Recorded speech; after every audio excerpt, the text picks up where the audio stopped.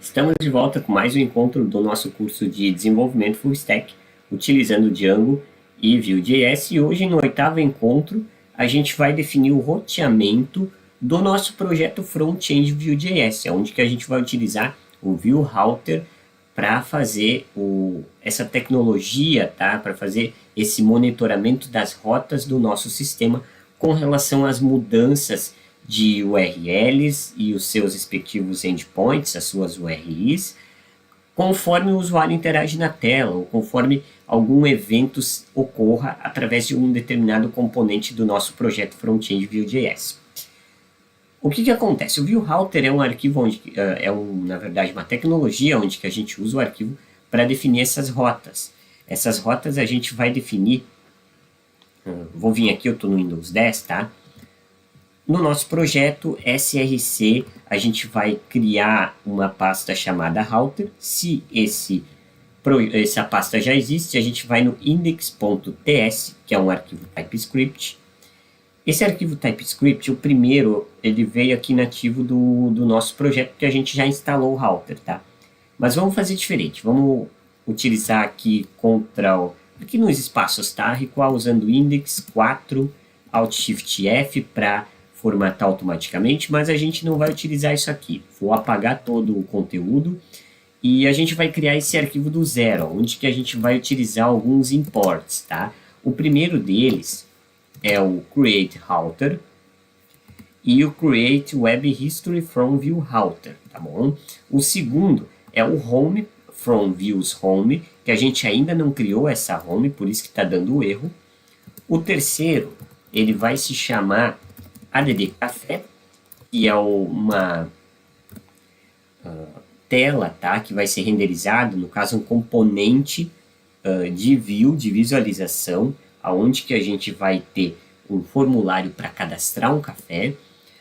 A próxima tela que a gente vai chamar aqui é o Edit Café, que vai ser uma tela, um componente de view, de visão, tá, que vai ter uma tela com o mesmo formulário do ADD Café, porém com os dados pré-preenchidos desse café específico, dessa cafeteria específica que a gente quer atualizar os dados, modificar os dados dessa cafeteria específica. Tá?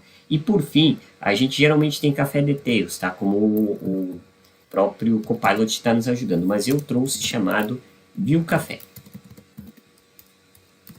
View Café, From Views, View Café. Tá? São esses 4 componentes de views, de visões que a gente vai utilizar. Home, para mostrar a lista que a gente criou no encontro passado. ADD Café, para quando a gente clicar no botão de ADD Café lá na home do nosso sistema, o projeto Vue.js ele vai redirecionar o nosso fluxo para uma rota em que a URL vai ser no fim /add, que a gente já vai definir daqui a pouquinho, que aí vai renderizar o componente ADD Café.view dentro da pasta views, tá? Que a gente vai criar aqui ainda, aqui tem algumas pré-já criadas que a gente vai apagar futuramente.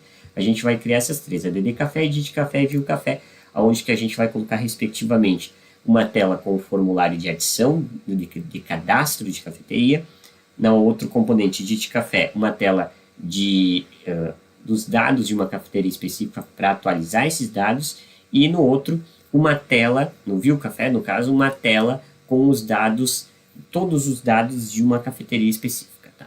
Aí a gente cria uma constante rotas, que é um array, de objetos, deixa eu fechar aqui, é um array de objetos, onde que cada objeto será uma rota em específico, tá? Onde que a gente define o path, e o path é a URI, tá? É o final da nossa URL, o IP do projeto, na porta do nosso servidor Vue.js, a gente vai criar o componente home. Eu vou colocar também nomes para essas rotas, tá? Name, home. A primeira rota ela se chama home. Então aqui provavelmente o Copilot vai nos ajudar aqui para implementar essas mudanças. A primeira rota é a rota da URL padrão, tá? Que é o home, que vai criar o componente de visão home, que vai renderizar o componente de visão home. A segunda, o add café, o componente com os formulários para adicionar um café.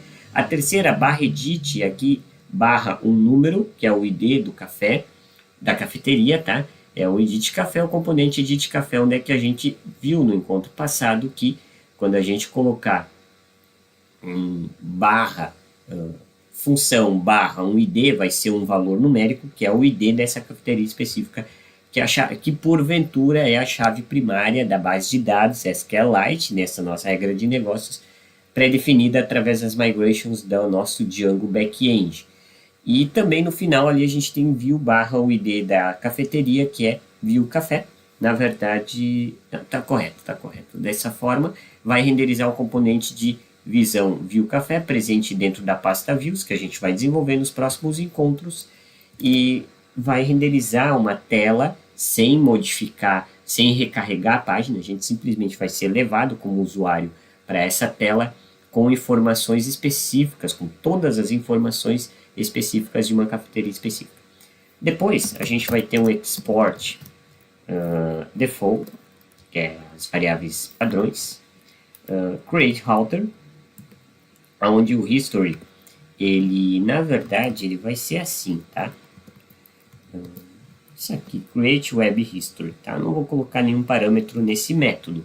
A gente tem esses dois e o histórico, tá? E as rotas que a gente vai chamar aqui, que porventura é uma lista de objetos contendo dados, parâmetros específicos para nossas rotas para o arquivo de roteamento.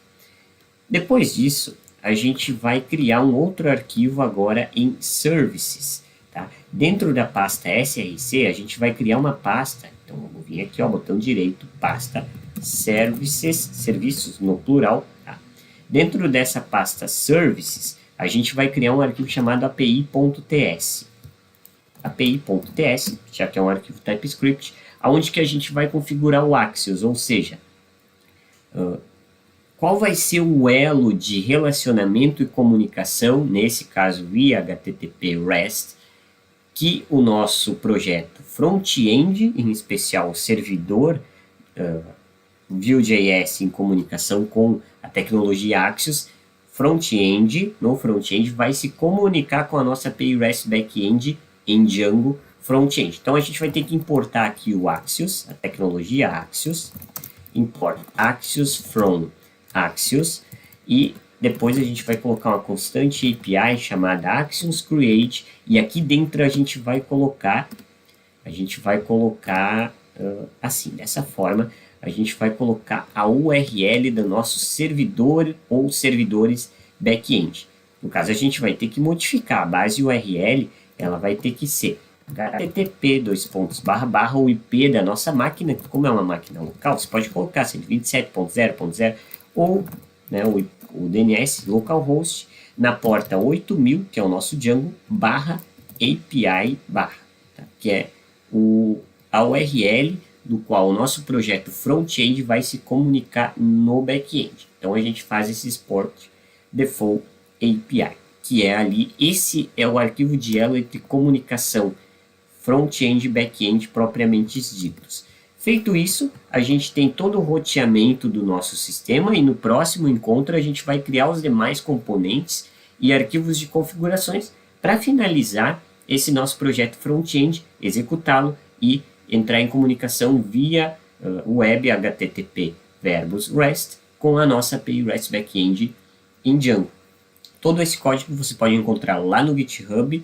Eu tenho todo o projeto pronto lá no meu site, o link é obsocial.github.io, e se você está me assistindo pelo YouTube ou alguma plataforma vinculada ao Obsocial, provavelmente esses links e outras informações persistentes com relação ao nosso encontro de hoje estarão lá na descrição do vídeo. Um abraço e até o nosso próximo encontro.